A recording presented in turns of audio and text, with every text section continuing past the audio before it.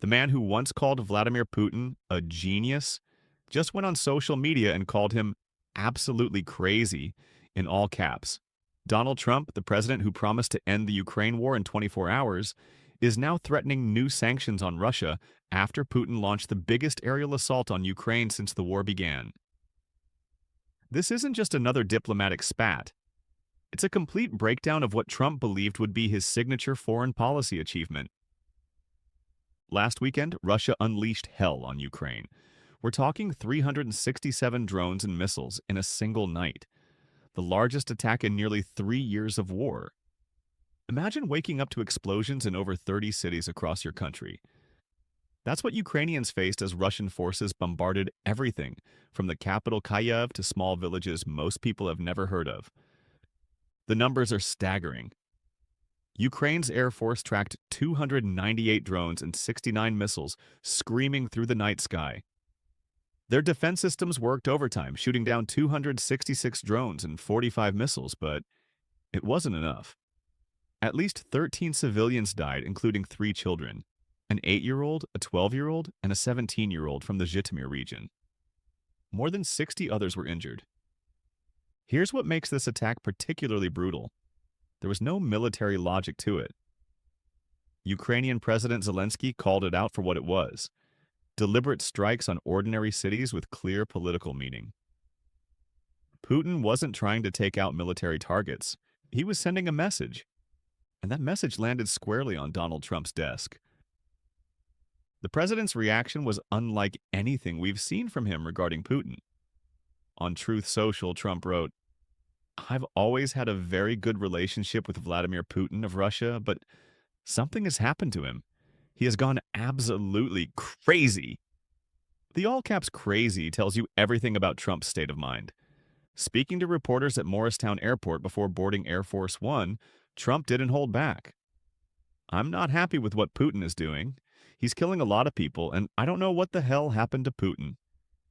He went on, "I've known him for a long time, always gotten along with him. But he's sending rockets into cities and killing people, and I don't like it at all." Think about what a massive shift this represents. Trump built his entire approach to ending the Ukraine war on his personal relationship with Putin. During his campaign, he repeatedly claimed he could end the conflict in 24 hours. Then it became 100 days. Now we're past that deadline, and instead of peace talks progressing, we're watching the biggest escalation of violence in years. When reporters asked Trump if he'd consider imposing new sanctions on Russia, his answer was immediate: absolutely. That single word carries enormous weight. Throughout his presidency, Trump has been reluctant to threaten sanctions against Russia. His Secretary of State, Marco Rubio, had even suggested that sanctions threats might cause Russia to withdraw from peace talks.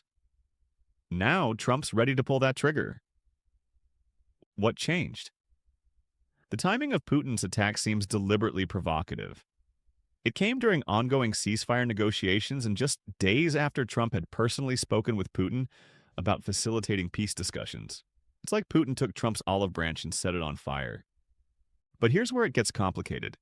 Trump isn't just angry at Putin. He's also frustrated with Ukrainian President Zelensky. In the same breath where he condemned Putin, Trump claimed Zelensky was doing his country no favors by talking the way he does, and that everything he says creates complications. This dual criticism reveals something important about Trump's mindset. He came into office believing he could pressure both sides into a quick deal. Now he's facing the reality that neither leader is playing by his script. The European Union isn't waiting around. They've already adopted their 17th round of sanctions, blacklisting about 200 tankers in Russia's shadow fleet, the ships Putin uses to sneak oil exports around existing restrictions. Germany's foreign minister called Russia's attack unacceptable and urged allies to react with determination. Moscow's response to Trump's outburst was fascinating. Kremlin spokesman Dmitry Peskov tried to smooth things over, calling Trump's comments the result of emotional overload during a very crucial moment in negotiations. He even thanked Trump for helping organize peace talks. It's diplomatic speak for "please don't blow this up." But intelligence reports paint a darker picture. Russia is reportedly planning to ramp up drone production to 500 per day. That doesn't sound like a country preparing for peace. It sounds like Putin is digging in for a much longer and bloodier conflict. This whole situation exposes the fundamental problem with Trump's approach. He believed his personal chemistry with world leaders could override deep-seated conflicts and national interests. He thought he could charm or pressure his way to a Nobel Peace Prize-worthy achievement. Instead, he's discovering what many presidents before him learned. Some conflicts don't have quick fixes, no matter how good you think you are at making deals. The potential new sanctions carry real consequences. Previous rounds have targeted Russian energy, finance, and defense sectors. More sanctions could further isolate Russia economically, but they could also make Putin even less likely to negotiate. It's a classic diplomatic dilemma. How do you pressure someone without pushing them past the point of no return? For Ukraine, Trump's harsh words about Putin might seem like good news, but his criticism of Zelensky muddies the waters. The Ukrainian president has been calling for tighter sanctions for months, arguing that the silence from America and others globally only emboldens Putin. Now he's getting the sanctions threat he wanted, but packaged with criticism of his own leadership. What does all this mean for the war? Trump's promise of a quick resolution looks more unrealistic than ever. His shift from trying to work with Putin to calling him crazy suggests he's running out of diplomatic options. The personal relationship he counted on appears to be worthless when faced with Putin's determination to conquer Ukraine. The international community is watching closely. Will Trump follow through on his sanctions threat?